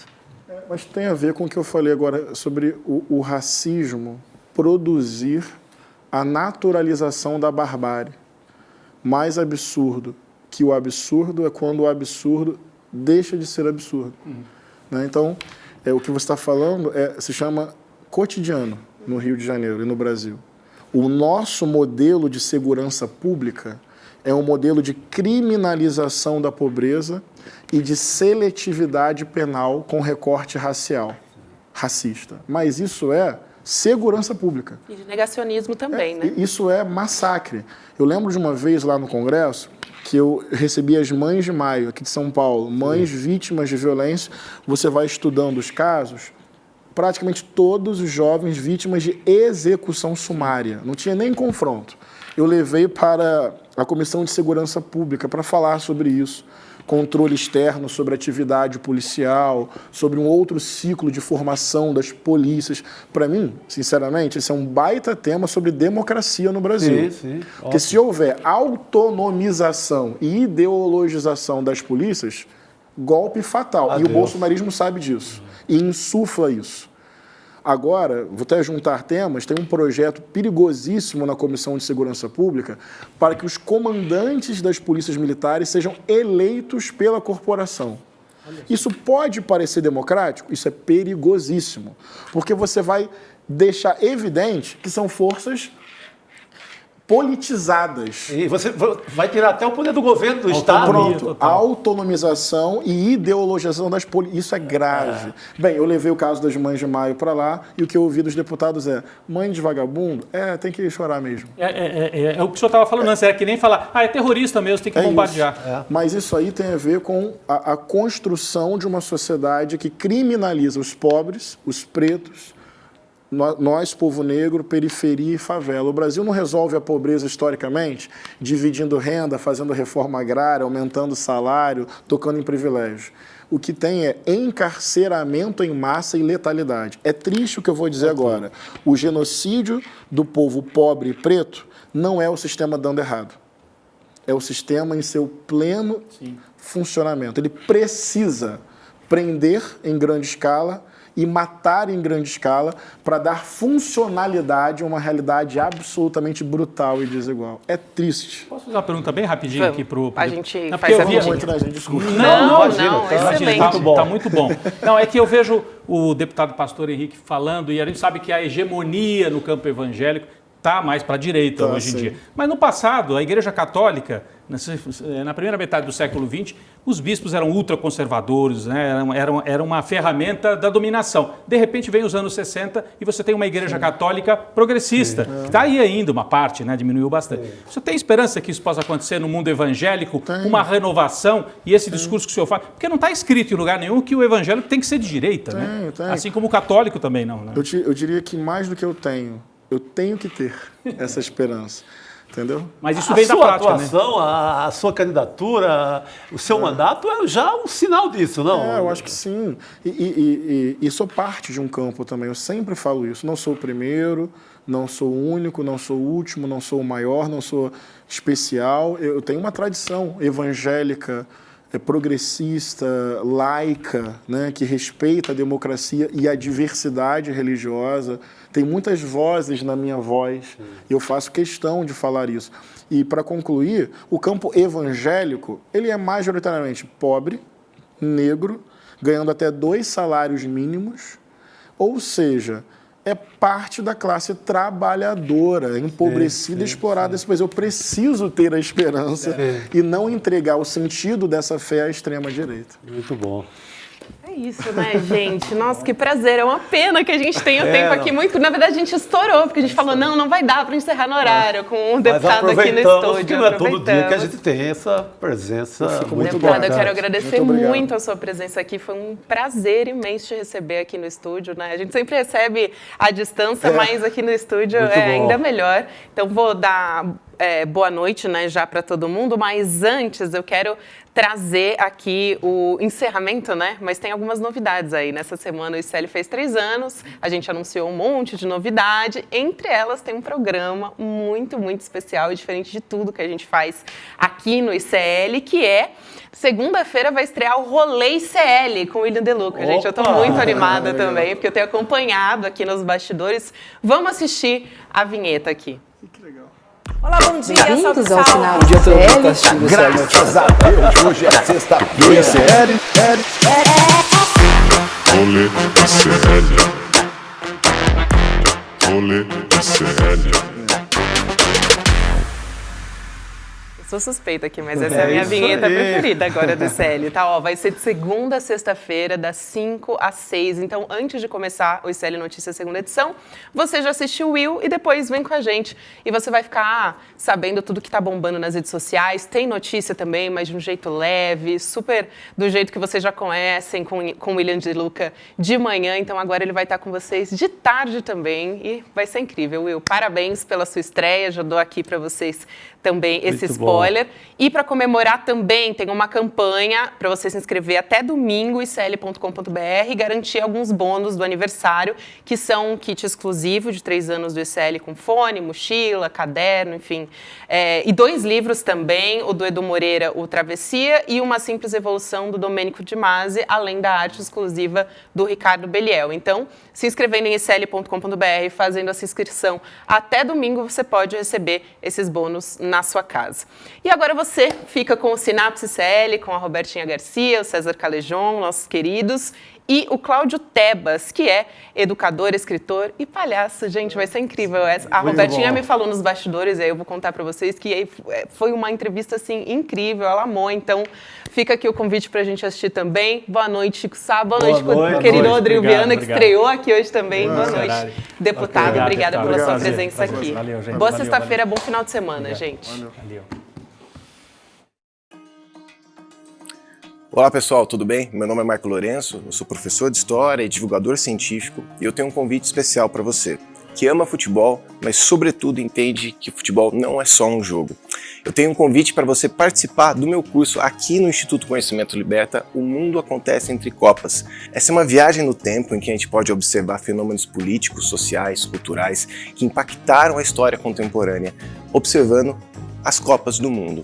Então, se você entende que futebol, história, política, cultura, economia estão todos entrelaçados, não deixe de assistir o curso O Mundo Acontece Entre Copas aqui no ICL, Instituto Conhecimento Liberta. Pessoal, eu estou aqui para anunciar o meu curso As Classes Sociais no Brasil. Um tema extremamente importante para que a gente conheça como é que a gente tem uma sociedade que é rica, como nós todos sabemos, mas que 80% dela é condenado à pobreza. Como isso acontece? Como isso se legitima? O que é que isso cria entre nós? Como é que a nossa sociabilidade é construída e mantida a partir desse jogo que é perverso? Isso é o tema do meu curso. E eu gostaria muitíssimo, ficaria muito contente que vocês pudessem vê-lo. Um grande abraço a todos. Olá, eu sou o professor Ladislau Dobor. Sou professor de Economia da PUC, consultor de várias agências da ONU. Eu gravei um curso sobre desenvolvimento local e participação comunitária, sistemas participativos. Pense um pouco, a economia do Brasil, 5.570 municípios, isso não se resolve apenas de decisões em Brasília de maneira centralizada. Como organizar esse sistema participativo a partir do local, essa é a proposta. Os aguardo no curso aqui no ICL, se inscrevam, vale a pena.